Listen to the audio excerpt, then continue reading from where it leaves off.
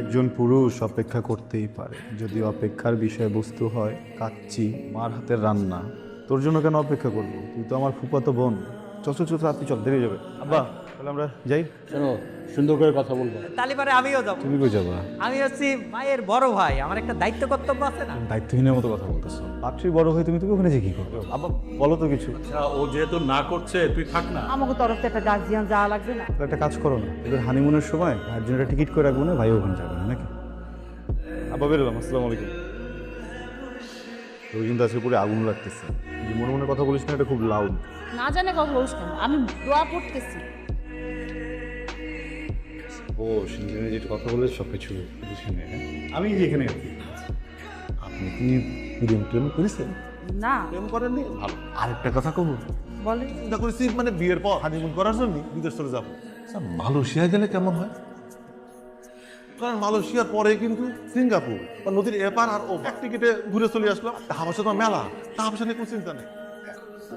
আপনি কিন্তু দেখতে ছিলাম সুন্দর। আসি। হ্যাঁ তানভীর, কি রে, হয়েছেটা কি? তাড়াতাড়ি আয়।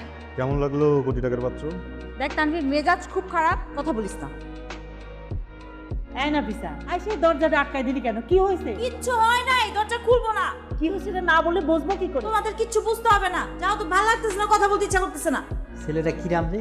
এই আমি এত ডাকলাম, দরজা খুললো না, হয়েছে কি কদিন? কি আর হবে, ওদের ছেলে পছন্দ হয়। কিরাম টাকা পয়সার মালিক ছেলে খুঁজে আর কনে পাবে? রাজমা, ছেলের চাচা ফোন করেছিল, নাফিসাকে ওদের খুব পছন্দ হয়েছে। আলহামদুলিল্লাহ ভাই। আমাদের নাফিজারে পছন্দ না করে কোনো উপায় আছে? আমাদের যদি আপত্তি না থাকে আগামী শুক্রবার ওরা আসবে, একবারে কাবিন করে মেয়েকে নিয়ে। আমার তো মনে হয় নাফিসার ছেলেই পছন্দ হয়। নাফিজার পছন্দ হলেই কি আর না হলেই কি, এরকম সুন্দর ছেলে আর কনে পাবো? বিয়েটা কি তোমার? সব সিদ্ধান্ত নিজে নিয়ে নিতে যাও কেন? তুই এত নেগেটিভ কথা কতিছিস কেন? এটা তোমার বোনের বিয়ের বিষয়, সারা জীবনের বিষয়। আচ্ছা, নাফিসা কো? ওই আর থাকবে, আইসে দরজা বন্ধ করে বসে রয়েছে। এত ডাকলাম, আসলো না। ঠং বাড়িছে তোমার বাদ। ওমা, ছেলে কিন্তু পছন্দ করেছে, যেমনি হোক বিয়েটা দিতেই হবে। ও আইসি বিয়ে দিতি, মাইয়ে বিয়ে দিয়েই তারপর যাব। নাফিসা, মা কি হয়েছে? মামা, এখন কথা বলবো না, পরে কথা বলি। আচ্ছা কি হয়েছে আমাকে বলবি তো? মামা, এখন কথা বলতে ইচ্ছা করতেছে না, পরে কথা বলি।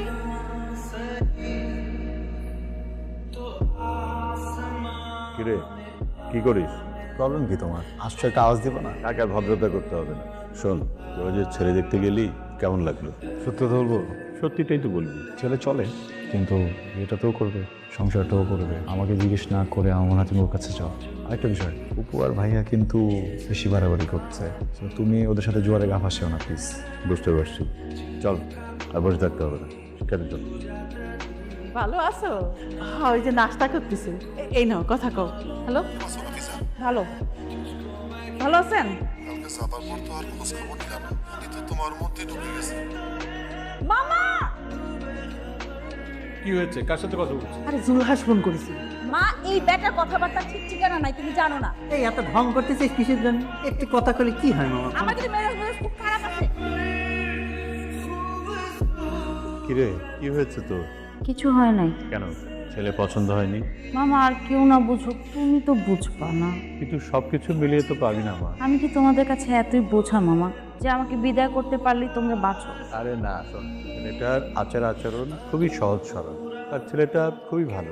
তুমিও বলতেছো এই কথা, আমি তোমার কাছে এটা আশা করিনি মামা।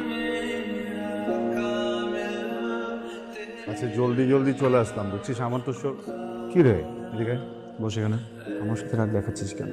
সময় মতো তুইও পোল্টে নিবি, আমি জানি। আমি তো তোর শত্রু না, আমার সাথে এমন করে লাভ আছে? দুজন মিলে তো আলাপ আলোচনা করতে পারি নাকি? আলাপ আলোচনা করে কি লাভ? ঠেকাতে পারবি তুই? মগের মূল্য। মগের মূল্য কি? আরে এই, মামা, আপনারা অকারণে দেরি করতেছেন, সময় গেলে কিন্তু সাধন হবে না, বলে দিলাম। কিরে, তুই আজকে এত তাড়াতাড়ি চলে আসলি? বাসের ভিতরে কি হচ্ছে বলো তো? যেমন যেন আবহাওয়া পরিবর্তন। তুই একটু শক্ত হলি পারে, নাফিজা এরকম করতে পারতো না। আমাকে বলতেছো? হ্যাঁ, তোরে বলতেছি। কেন, কি করলাম? তুই তো একটু নাফিজারে বুঝতে পারতি নাকি? তো একটা অশিক্ষিতর মতো কথা বলে ফেললাম। বিয়ে শাদীর বিষয় আমি কি বুঝাবো? এই সুলতান থামত। নাজমা, মেয়ের মতের বিরুদ্ধে যাওয়া যাবে না। নাফিসা যা ভাবছে এটা কিন্তু ঠিক না। ছেলেটা ভালো, নাফিসাকে বোঝাতে হবে। বাবা, একটা মেয়ে তার সারাটা জীবন একজন মানুষের সাথে কাটাবে, সংসার করবে, সেখানে সন্তান হবে, সেখানেই বুড়ি হবে, সেখানেই মারা যাবে। একটাবার ভাবো, কিন্তু আবেগ জড়িত, তাই না? তুই বুঝতে পারতেছিস না, এমন ভালো ছেলে যদি হাত ছাড়া হয়ে যায় তাহলে ছেলে পাবো কোনখানে? এটা একদম ঠিক কথা বলছো। তোমার মেয়ে তো গাঙের জলে ভেসে আসছে, এমন ছেলে হাতছাড়া হলে করতে পারবে। এবার আমি আসলে এত কথা বুঝতেছি না, আমার এত কথা ভালো লাগতেছে না। আব্বা, নাফিজা তোমাকে অনেক বিশ্বাস করে, তোমার উপরে ভরসা করে। মেয়েটার হয়তো বা তুমি মামা, কিন্তু তোমাকে সারা জীবন বাবার মতো সম্মান করে। ওর ব্যাপারে কি সিদ্ধান্ত নিবা একদমই তোমাদের ব্যক্তিগত ব্যাপার। তুই এমন করতেছিস কেন? তোর সমস্যাটা কি কদি? আমি না তোমাদেরকে চিন্তা পারতেছি না। তোমরা কি আমার আপন মানুষ? না, আমরা তোমার আপন না, আমরা তোমার পর। মা এরকম করতেছো কেন তোমরা? এই কি করতেছিস? ওর সাথে একটু দেখা করলে কি হয়? আমি দেখা করতে যাবো কেন? মারো, মাইরা ফেলো আমাকে তোমরা। আমার তো আর কিছু থাকলো না তানভীর, কি করবো বলবো? ভাবছিলাম মামা তুই অন্তত কিছু একটা করবি, কিন্তু তোরাও কিছু করতেছিস না, করলি না। আর হয়ে গেছে, এখন কি করবো? বের হওয়ার পর কি হয়েছে? সামনে শুক্রবারে বিয়ের ডেট ফাইনাল হয়েছে। ওই ব্যাটা গাড়ি নিয়ে পাশে নিচে চলে আসছে, আমাকে নিয়ে নাকি বাইরে যাবে। মা আর ভাইয়া আমাকে কি পরিমাণ জোরাজুরি শুরু করছিল জানিস? ব্যাটার সাথে বাইরে যাচ্ছে, মানে কেন ব্যাটার সাথে বাইরে যাবো বলতো?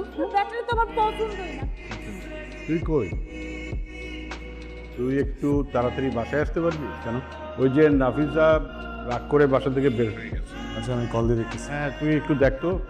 আমি কিন্তু যাবো না তানভীর, আমার বলিস না বাসায় যাওয়ার কথা। তাহলে কি করবি? যেদিকে দু চোখ জ্যাম চলে যাবো। নাফিজা শোন, কিছু কথা বলি, বোঝার চেষ্টা কর। জ্ঞান দিবি না, জ্ঞান শুনতে ইচ্ছা করতেছে। নাফিজা, কেন দিব না, দাঁড়া।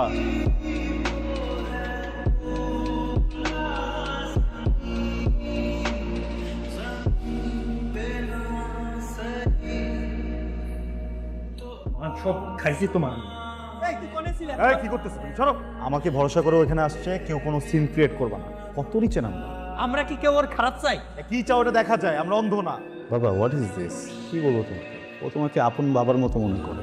সেই দিনও তোমাকে বুঝিয়ে বললাম সব কিছু। ফুপা যদি বেঁচে থাকতেন, উনি দিতেন ওকে ভাবে ঠেলে। কেন করতেছে? আমি মাথা ঠান্ডা রাখ। একটা ব্যাপার ভুলে যাচ্ছ, বিয়ে সারা জীবনের বিষয়। বাবা, কিছু বলবা? নাফিসের বিয়েটা নিয়ে খুব ভাবছি। মেয়েটার যদি এখানে বিয়ে হয়, সারাটা জীবন কষ্ট পাবে, অনেক কষ্ট। তাই আমি ভাবছি নাফিসাকে কোথাও বিয়ে দিব না, নাফিসাকে আমাদের কাছে রেখে দেব। তোর সাথে নাফিসার বিয়ে দিতে চাই। বাবা, তুমি কি আসলে সিরিয়াস? তুই বিয়েটা করবি?